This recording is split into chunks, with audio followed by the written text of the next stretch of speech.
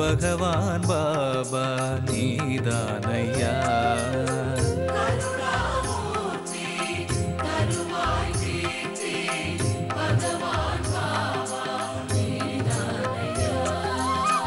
அருள் மாமலையே அழியா புகழே உனையன்றி வேறு கதியேதையா.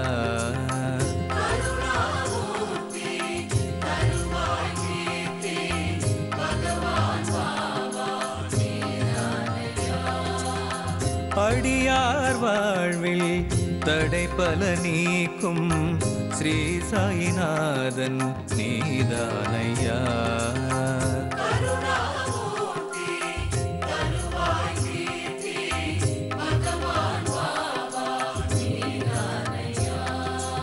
உனையே நாடி உன் புகழ் பாடி வருவோம் நாங்கள் கண் பாராய். விடியாவானம் நொடியினில் பூக்கும் அதுவும் உந்தன் அருளாகும்.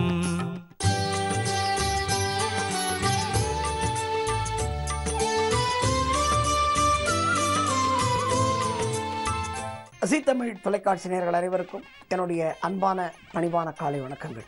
ஓம் சாய்ராம். வரம் தருவாய் இறைவா நிகழ்ச்சியிலே நாம் சாய்நாதனுடைய அற்புதங்கள் பார்த்து கொண்டிருக்கிறோம், லீலைகளை பார்க்கிறோம்.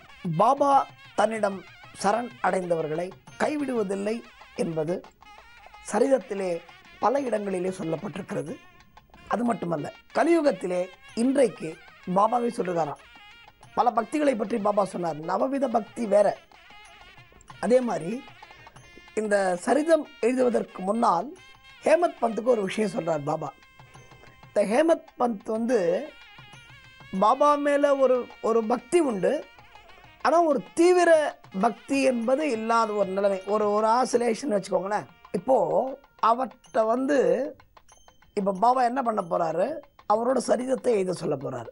இந்த சரிதத்தை எழுத சொல்ல போகிறார் அப்படின்னு தெரிய அவருக்கு. இந்த ஹேமத் பந்த் சொன்ன போது ஹேமத் பந்த் என்ன சொல்கிறாராம், எனக்கே என்னை பற்றி சரியாக தெரியாது.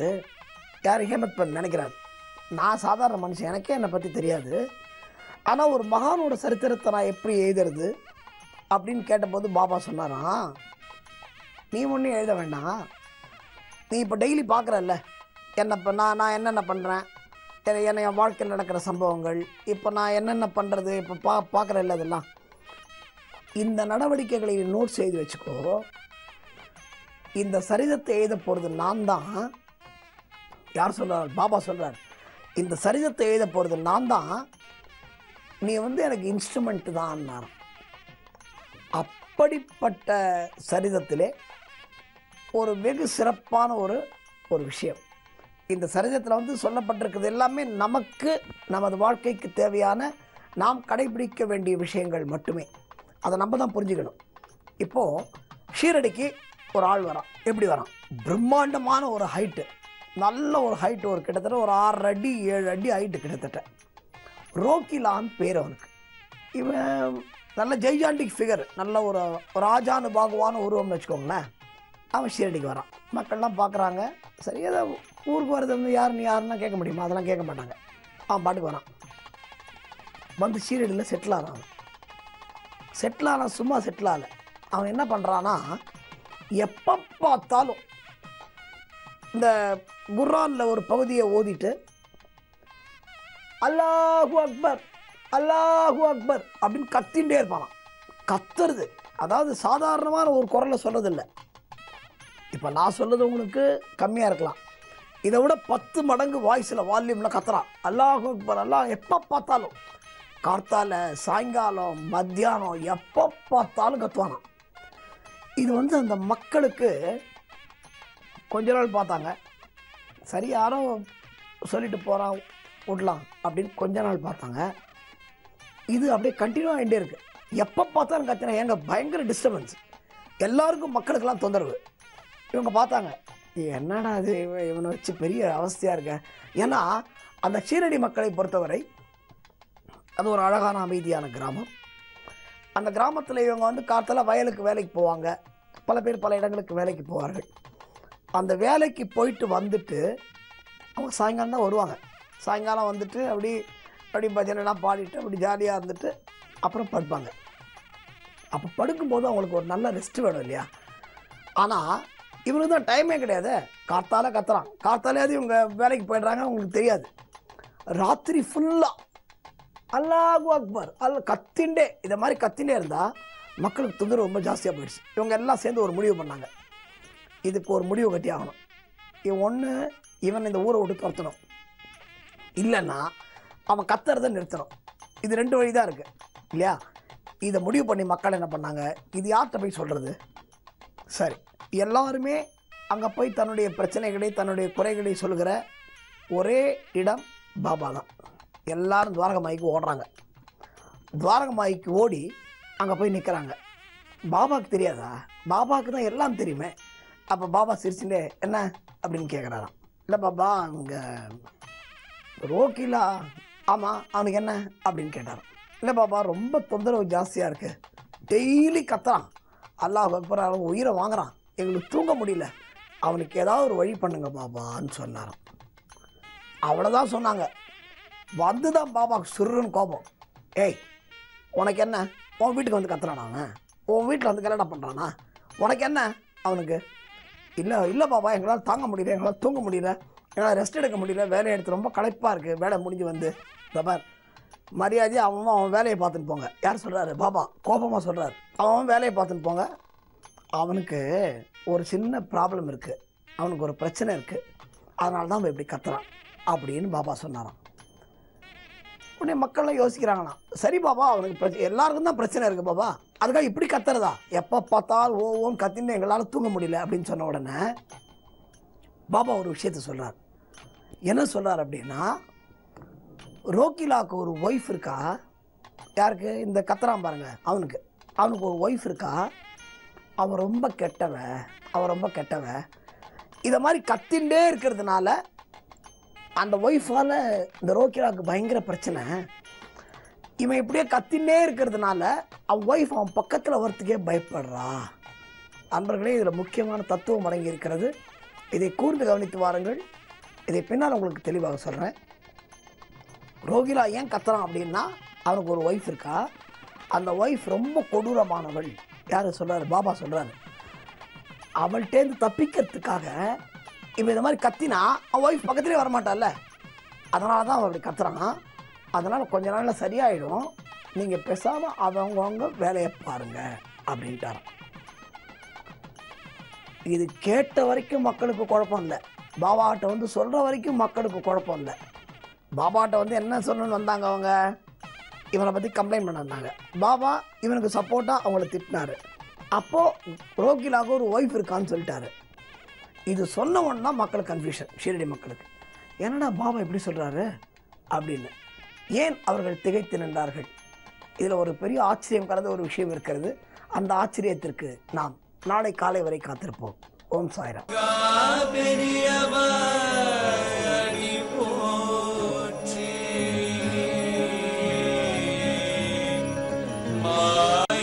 பிறப்பருக்கும் மகா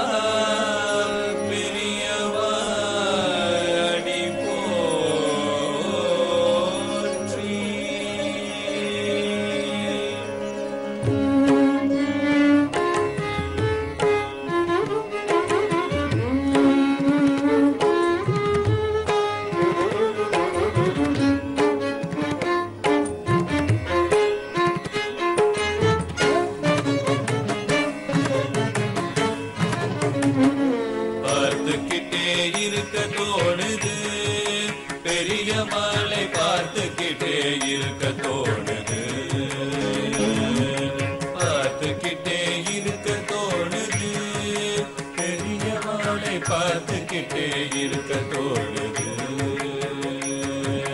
பார்த்துக்கிட்டே இருக்க தோணுது.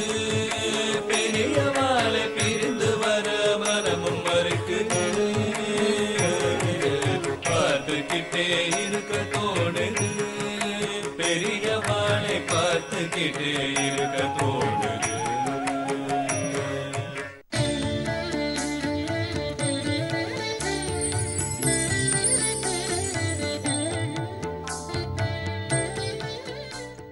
ஸ்ரீ குருபியோ நமக. ஓம் காஞ்சி வாசாய வித்மகே சாந்தரூபாய திமிகி தன்னோ சந்திரசேகரேந்திர பிரச்சோதயாத். ஜீ தமிழ் தொலைக்காட்சி நேயர்கள் அனைவருக்கும் பி சுவாமிநாதன் இனிய காலை வணக்கம். தெய்வத்தின் குரல் நிகழ்ச்சியில் மகா சுவாமிகளோட அருட்கருணை நிகழ்வுகளை நம்ம பார்த்துட்டு வரோம். இந்த மகானோட சந்நிதிக்கு யார் போனாலுமே, எத்தகைய கஷ்டத்தோடு போனாலுமே, அந்த மகான்கிட்ட ஒரு கோரிக்கை வச்சாலே போகிறோம். அப்படி கோரிக்கை வைக்கலைன்னா அந்த மகானுக்கு தெரியும் எதற்காக வந்திருக்கா, என்ன பிரச்சனைக்காக இந்த சந்நிதியை தேடி வந்திருக்கான்னு அந்த மகானுக்கே தெரிஞ்சு மகானே உரிய அனுகிரகத்தை பண்ணி அனுப்பிச்சுடுவார். இப்படித்தான் பல பேர் மகா சுவாமிகளோட சன்னிதானத்துக்கு போயிருக்க. நம்ம இதற்கு முந்தைய நிகழ்ச்சியில் பார்த்தோம், அவர்களுடைய மகள், ஒரு தம்பதியோட மகள் ஒரு பூ பெய்தவில்லை, ஒரு பருவம் அடையலை அப்படிங்கிறதுக்காக என்னென்னவோ கோவிலுக்கு போனால் பிரார்த்தனை பண்ணால், பரிகாரம் பண்ணால் எதுவும் சரியாகலை. மகா சுவாமிகளோட சன்னிதானத்துக்கு போய் குறைய வச்சு ஒரு செம்பருத்தம்பூவால் இந்த பிரச்சனை நிவர்த்தி செய்யப்பட்டது. இதே போல் எத்தனையோ பேர் அந்த மகானோட சந்நிதிக்கு போவா, அப்படியே மனசில் இருக்கிறத கொட்டுவா. அந்த மகான் யார் யாருக்கெல்லாம் ஒரு நிவாரணம் கிடைக்கணுமோ, யார் யாருக்கெல்லாம் அனுகிரகம் கிடைக்கணுமோ அந்த எல்லாம் மகான் அழகாக கிள்ளி எரிஞ்சுடுவார். அந்த பிரச்சனை அந்த இடத்திலே களையப்பட்டு விடும். மகா சுவாமிகள் சன்னிதானத்துக்கு ஒரு ஜோசியர் ஒருத்தர் வந்தார். ஜோதிடம் பார்க்கக்கூடிய ஒரு அன்பர் மகா சுவாமிகள் சன்னிதானத்துக்கு வந்தார். மகா சுவாமிகள் சன்னிதானத்துக்கு எல்லாரும் வருவார். வேத விற்பனர்கள் வருவார், சங்கீத மேதைகள் வருவா, ஜோஷியர்கள் வருவா, புரோகிதர்கள் வருவா, எல்லாருமே வருவா. அந்த மகானை நம்ம காலத்தில் தரிசனம் பண்ண முடியாதா, இந்த மகானோட ஒரு அருட்பார்வை நம்ம மேலே விழாதா அப்படிங்கிற ஏக்கத்தோட பலதரப்பட்ட அன்பர்களும் இந்த மகானோட சந்நிதிக்கு வருவா. அன்றைய தினம் ஒரு ஜோசியர் வந்தார். மகானை பார்த்து மகானுக்கு நமஸ்காரத்தை பண்ணிட்டு எழுந்து நின்னார். மகா சுவாமிகள் என்ன அப்படின்னு கேட்டார். அந்த ஜோசியர் சொன்னார், நான் ஜோசியம் பார்த்துட்டு இருக்கேன், இதுதான் எனக்கு பொழப்பு. ஏதோ பணம் வருதே தவிர, ஏதோ பணம் அப்படி இப்படின்னு வருதே தவிர குடும்பத்தில் ஒரு நிம்மதி இல்லை. வரக்கூடிய காசும் அந்த காசு தங்க மாட்டேங்கிறது, ஏதோ பொசுக்கு பொசுக்குன்னு ஏதோ ஒரு செலவுக்குன்னு போய்டுறது. வாழ்க்கையில் ஒரு நிம்மதி இல்லை, ஒரு மாதிரி அவசரப்பட்டுருக்கேன் அப்படின்னு இந்த ஜோசியர் மகா ஜோசியரான மாபெரும் தன்வந்திரி பகவானான மாபெரும் மருத்துவரான மகா சுவாமிகள்கிட்ட வந்து கோரிக்கை வைக்கிறார். யாராக இருந்தாலுமே, எப்பேற்பட்ட அன்பர்களும் மகா சுவாமிகளோட தீட்சண்யத்தை பார்த்து வியந்தவா நிறைய பேர் உண்டு. மகா சுவாமிகளோட ஞான திருஷ்டியினால் ஒருத்தரோட வியாதியை மகா சுவாமிகள் எடுத்துடுவார். பல டாக்டர்கள் இதை பார்த்து ஆச்சரியப்பட்டிருக்கா. ஆஹா, உங்களுக்கு ஆச்சரியமாக இருக்க இந்த ரிப்போர்ட்டு பார்க்குறதுக்கு, நீங்கள் என்ன பண்ணினேன்னு கேட்கும்போது, என்னோட தெய்வத்தோட சந்நிதிக்கு போய் ஒரு பிரார்த்தனையை வச்சேன், அந்த தெய்வம் ஒரு பரிகாரத்தை சொன்னது, அதை பண்ணினேன், அதில் இது நிவர்த்தி ஆயிடுத்துன்னு சொல்லுவார். டாக்டர்கள் ஆச்சரியப்படுவா. யாருக்கு எந்த குறை இருந்தாலுமே அவர்கள்லாம் இந்த சந்நிதியில் போய் தான் குட்டுவா. இந்த மகான் சொல்லக்கூடிய தீர்வு அப்படிங்கிறது அப்படி ஆச்சரியமாக இருக்கும். இவர் சொல்கிறார், இந்த ஜோசியர் சொல்கிறார், ஊருக்கெல்லாம் நேரங்காலம் பார்த்து சொல்கிறவர் இந்த மகா சுவாமிகள் சன்னிதானத்தில் வந்து எனக்கு எப்போ நல்ல காலம்னு கேட்குறார். எனக்கு எது வந்தாலும் நிற்க மாட்டேங்கிறது, 5 ரூபா 10 ரூபா வந்தாலும் கரைஞ்சி போடுறது அப்படின்னு மகா சுவாமிகள்கிட்ட சொல்கிறார். மகா சுவாமிகள் இவரை பார்க்குறார். அந்த தெய்வம் கேட்குறது, நீ எங்கே இப்போ இருக்க, உங்கள் அப்பா இருந்த கிரகத்தில் தானே நீ இருக்க அப்படின்னு கேட்குற. எங்கள் அப்பா இருந்த கிரகத்தில் என்னோட அண்ணா இருக்கான், அதனால் நான் கீழண்ட பக்கமாக இருக்கேன் அப்படிங்கிற. மகா சுவாமிகள் சொல்கிறார், அந்த பக்கம் வேண்டாம், நீ இந்த பக்கமாக வந்துடு, நீ மேலண்ட பக்கமாக வந்துடு. அந்த இடத்துல ஒரு பசுமாட்டு கொட்டா ஒன்று இருந்தது, இருக்கோல்லையோ அப்படிங்கிற. ஆமாம், ஒரு பசுமாட்டு கொட்டா தான் இருக்குது. அந்த பசுமாட்டு கொட்டால ஒரு குடிசை போட்டுண்டு நீ தங்க ஆரம்பிச்சுடு. அந்த இடத்துல அம்பாள் வாசம் செய்கிற இடம், நீ அந்த இடத்துல இரு, அந்த இடத்துல இருந்து உனது தொழிலை நீ ஆரம்பித்து நடத்துன்னு மகா சுவாமிகள் சொல்கிற. ரொம்ப சாதாரணமான தீர்வு. நீ அந்த இடத்துல இருக்கிறத அங்கிருந்து இந்த இடத்துக்கு ஷிஃப்ட் ஆகிக்கோ. பசுமாட்டு கொட்டாது, பசுமாட்டு கொட்டை அம்பாள் வாசம் செய்கிற இடம், அந்த இடத்தில் இருந்து உன்னோட தொழிலை ஆரம்பின்னு ஒன்று சொல்கிறார். அந்த ஜோசியருக்கு சந்தோஷம். சரி பெரியவா, உத்தரவு பெரியவா, நான் அப்படியே மாற்றிடுறேன் அப்படிங்கிறார். அடுத்து ஒரு முக்கியமான விஷயத்தை பெரியவா சொல்கிறா. எல்லாம் சரிதான், நீ என்ன பண்ணுற, இப்போ குரு நீசன்னு சொல்கிற, சனியை பாபின்னு சொல்கிற, புதனை வக்கரோன்னு சொல்கிற, இந்த நவ கிரகங்களையும் உங்ககிட்ட ஜோசியம் பார்க்க பல பேர் வர, அந்த ஜோசியம் பார்க்க வரக்கூடிய அன்பர்கள்ட்ட உங்களுக்கு குரு நீசமாக இருக்கான்னு சொல்கிறேன், நீ அவருக்கு சனி பாவி இடத்துல இருந்தால் நீ சனி உங்களுக்கு பாவி அப்படின்னு சொல்கிற. ஒவ்வொரு கிரகத்தையும் நீ மோசமான வார்த்தைகளால் நீ திட்டுற, மோசமான வார்த்தைகளால் நீ அர்ச்சனை பண்ணுற. இந்த துர் அர்ச்சனை பண்ணக்கூடாது. இந்த கிரகங்கள் எல்லாமே சாதாரண விஷயம் கிடையாது, எல்லாமே தேவதையோட அந்தஸ்து பெற்றவை. இப்போ குருன்னு நம்ம சொன்னோம் அப்படின்னா கிட்டத்தட்ட அந்த நவகிரக குரு பகவானை நம்ம தட்சிணாமூர்த்திக்கு சமமாக வச்சு பார்க்கணும். ஒரு குரு பகவான் நமக்கு நல்ல விஷயங்களை சொல்லித்தரவர், நமக்கு ஞானத்தை அருள்பவர், நமக்கு கல்வி கேள்வி போன்ற விஷயங்களில் ஒரு நல்ல தன்மையை கொடுக்கக்கூடியவர் குரு பகவான். அதனால தான் ஒரு பெயர்ச்சியும் போதெல்லாம் நம்ம போய் கிரகங்களுக்கு நாம் அர்ச்சனை பண்ணுறதெல்லாம் எதுக்காக அப்படின்னா, நமக்கு ஒருவேளை மோசமான காலகட்டம் அந்த பெயர்ச்சிக்கு பிறகு வந்தது அப்படின்னா இந்த கிரகங்களை நாம் ஆராதிப்பதன் மூலம் அந்த கிரகங்களோட அருளாசி நமக்கு கிடைக்கும். சிம்பிளாக சொல்லப்போனால் ஒரு ஐஸ் வைக்கிறது தான், ஒரு தாஜா பண்ணுறது தான். இந்த குரு பெயர்ச்சி, சனிப்பெயர்ச்சி போன்ற கிரக காலங்களில் நாம் கிரகங்களுக்கு பண்ணக்கூடிய விஷயங்கள் எல்லாமே அந்த கிரகங்களின் பார்வை நம்மேல் திரும்பணும். ஒருத்தரை போற்றி நாம் 2 வார்த்தை சொன்னோம் அப்படின்னா நம்ம பக்கத்தை பார்த்து ஒரு அழகாக ஒரு புன்னகைச்சு ஆமாம் ஆமாம் அப்படின்னு சொல்கிறத நம்ம பார்த்துருக்கோம் இல்லையா? புகழ்ச்சி எல்லோருக்குமே பிடிக்கும். இந்த கிரகங்கள் நமக்கு மோசமாக இருக்கும்போது அந்த கிரகங்களை நாம் ஆராதித்து அந்த கிரகங்களின் அனுகிரகத்தை நம்ம பக்கம் திரும்பணும். இதுதான் கிரக பெயர்ச்சி.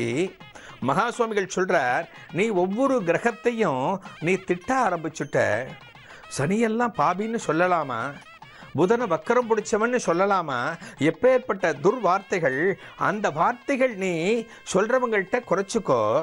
உங்கள்கிட்ட ஜோசியம் பார்க்க வரவாழ்கிட்ட அது போன்ற வார்த்தைகளை பயன்படுத்தாத. உங்களுக்கு இப்போ சனி உகந்த இடத்துல இல்லை, புதன் உங்களுக்கு இப்போ அனுகூலமாக இல்லை, குரு பகவான் உங்களுக்கு இப்போ சாதகமாக இல்லை அப்படின்னு நீ பொதுப்படையாக சொல்லு. இது சொன்னாலே போகிறோம், இந்த கிரகங்கள் உன்னை நன்றாக வாழ வைக்கும். அதே போல் ஒரு கல்யாணத்துக்குன்னு யாரான உங்கள்கிட்ட பொருத்தம் பார்க்க வந்தால் நீ அந்த 2 ஜாதகத்தையும் பார்த்துட்டு இது சரியில்லை அது சரியில்லைன்னு எடுத்தறிஞ்ச மாதிரி சொல்லாத. அது வரக்கூடியவாளுக்கு ரொம்ப மனசுக்கு கஷ்டமாக போகும். இந்த நேரத்தில் உங்கள் பொண்ணுக்கு கல்யாணம் பண்ண வேண்டாம், ஒரு 6 மாதம் போகட்டும்னு சொல்லு. இந்த கிரகம் சரியா இல்லை, இது இப்படி இருக்குது அப்படின்னு சொல்லாமல் ஒரு 6 மாதம் போகட்டும்னு சாதாரணமாக சொல்லு. இது போன்ற வார்த்தைகளை உன்னிடமிருந்து கற்றுக்கொள்.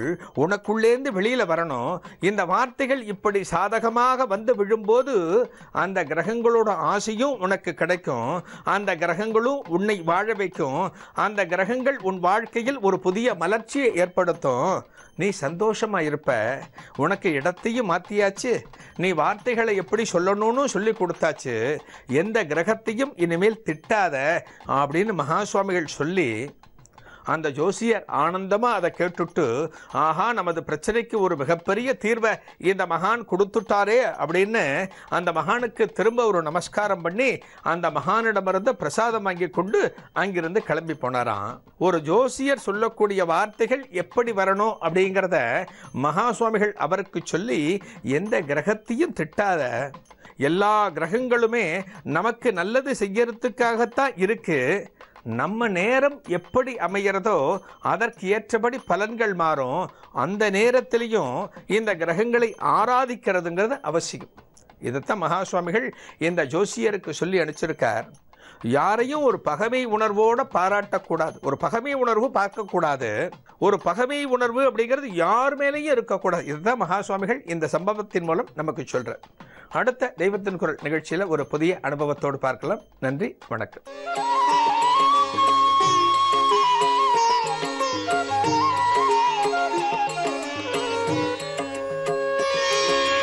ஓம் எனும் பொருளே வேல் முருகா, உயிரின் உயிரே வேல் முருகா.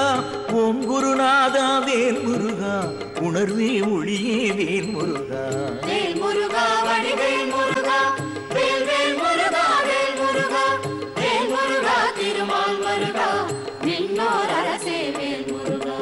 கன்னித் தமிழே வேல் முருகா, கார்த்திகை ஒளியே வேல் முருகா. அன்பின் பொழிவே வேல் முருகா, அகில சுழலே வேல் முருகா. வேல் முருகா வடிவேல் திருமால் மருகா விண்ணோர் அரசே வேல் முருகா.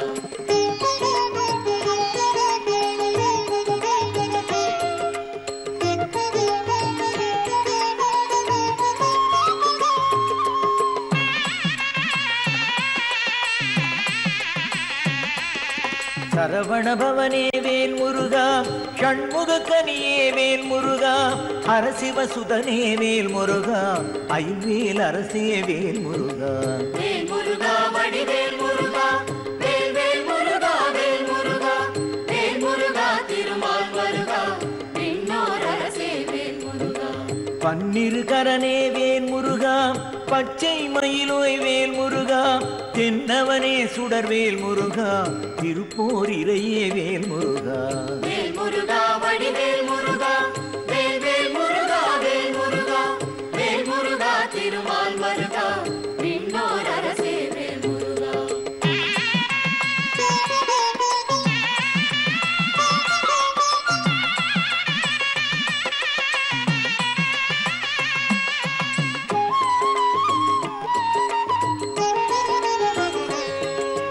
யோகானந்தனே வேல் முருகா, யுவநாயகனே வேல் முருகா, தேகானந்தனே வேல் முருகா, சிவதேசிகனே வேல் முருகா. வேல் முருகா வடிவேல் முருகா வேல் வேல் முருகா வேல் முருகா வேல் முருகா திருமால் மருகா விண்ணோர் அரசே வேல் முருகா. சுரபூபதியே வேல் முருகா, சுந்தர ரூபா வேல் முருகா, சிரகிரி வேலா வேல் முருகா, செங்கோட்டரசே வேல் முருகா.